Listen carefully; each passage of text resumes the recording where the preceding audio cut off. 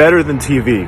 Hollywood writers can't make this stuff up. Wait until you hear what the eyewitness testimony was this morning at the Tory Lanez. They asked Mr. Kelly, do you know why you're here? He said, absolutely. The defense attorney put up a picture of the back of his home. You could see a driveway. They had him draw a square where the SUV was parked. It was right on the curb of the back of his house, 10, 15 feet.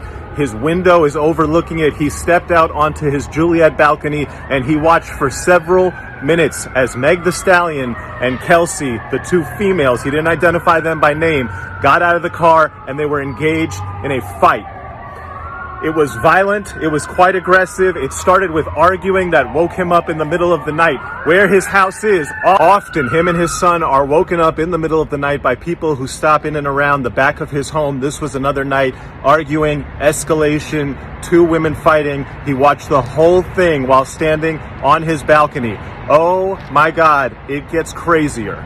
As he looked down on a fight that he described as quite violent, he then saw the larger gentleman, this is presumably the security guard Quan, come and violently try to separate them. Eventually, all four were involved in what he called an aggressive, everyone fighting, essentially just a melee, a free-for-all between four people in the middle of the night, right outside of his back window. He said at one point he saw one woman go back towards into the car. At that point, he saw a muzzle flash. Then he said there was a man, and after the first few shots from the woman came off, he saw the man getting involved with the woman and more shots went off. On cross-examination, the prosecutor asked him, did you see the man shoot? He said, yes, I saw the shorter man with a gun shooting violently in the air at least 5 times. Okay, wait, what? That's not what you just testified.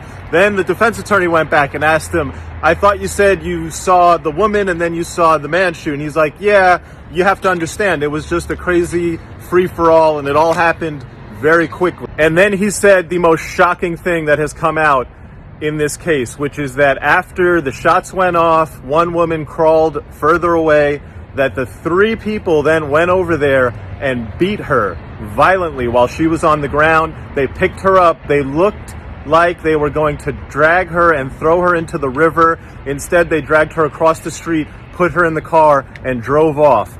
The prosecution, we're on lunch, the prosecution is going to come back and basically they're trying to build the case that this witness is lying because he's intimidated by the defense, that he never said anything about the muzzle flash going off near Kelsey, and now he's saying all this because he's scared of telling the truth. We'll see how that comes out on direct. Here's a fact though. He has been consistent about a couple things. One, the 2 women were outside that car fighting for several minutes. Escalated, started with an argument, then it got quite violent and the security guard came out to try to separate them. The idea that the jury would credit Meg's testimony, which is just completely contradicted by this eyewitness, is highly unlikely. The prosecution has major work to do to save their case, which is absolutely on life support right now.